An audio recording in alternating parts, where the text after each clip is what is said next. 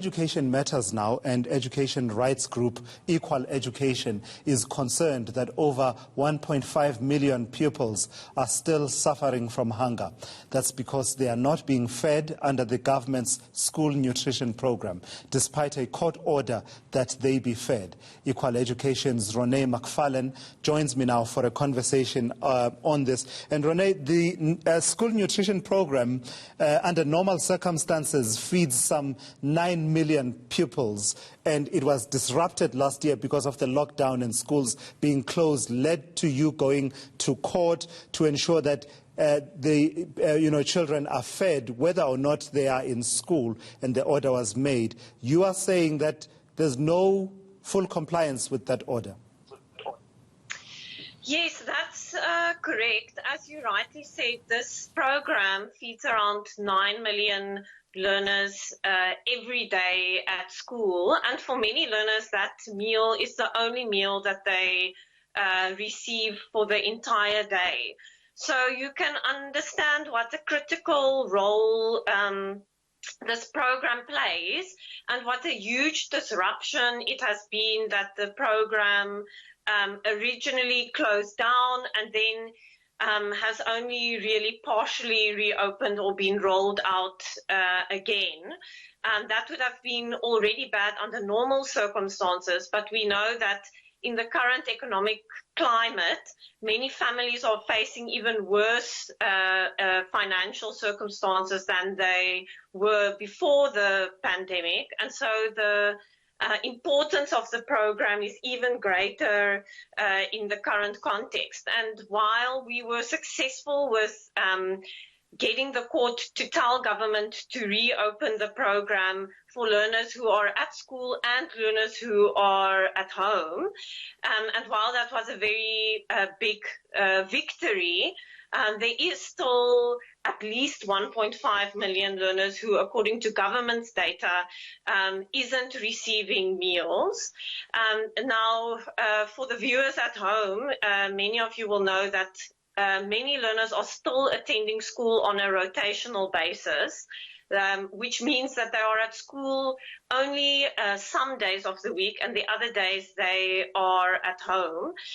And from our own internal research of around 300 of our learner members, 50% of them said that when they are at home, they're not receiving meals. So it remains the big problem, which was really also the motivation for our original court case, is making sure that learners are able to access meals on the days that they are at home. So part of the difficulty, that perhaps the department highlighted at the point at which the case was being heard, and of course the case has long been settled, was how exactly to roll out a school nutrition program when pupils are not at school. They're not centralized around school premises. And I suppose there were workarounds during the course of that litigation and subsequent to that were worked out. What are these workarounds that seem to not be fully implemented at the moment, with the result that many of the pupils who are not physically at school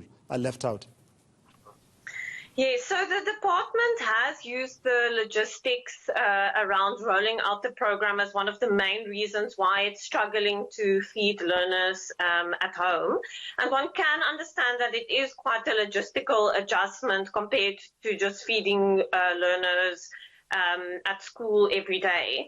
That being said, it does reflect some level of disregard for the urgency of the matter, that a year after we originally closed schools, we've still not been able to solve that problem, and says something about the urgency with which the matter has been dealt with. Equal Education and the Equal Education Law Centre and Section 27, who were all involved in the litigation, have put to the department various ways in which it can help reach more learners. And some provinces have implemented some of these measures. They include, for instance, allowing learners to go fetch a meal at the closest school rather than their own school, because sometimes they attend a school that's much further and harder to reach than another school close by. Where possible, providing learner transport to learners on days that they were not at school, which isn't such a far-fetched suggestion if you think about the fact that if learners were attending school every day, they'd need to provide that transport anyway. And then also, if they are not able to do those things, to consider sending food packages home so that learners have those packages for the days that they aren't coming to school. We've also emphasized to the department the importance of communication, so making sure that community members, school community members know that the program is up and running and that learners are entitled to a meal even on days that they are not attending school, and also making school communities aware of how they can report problems with the school nutrition program.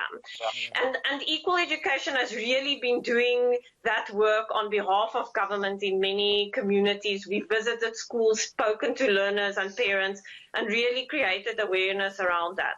All right, thank you for that. That's Rone McFarlane weighing in there around the school nutrition program and the problems that Equal Education are highlighting in as far as that is concerned, saying that some 1.5 million pupils are not being fed as we speak at the moment.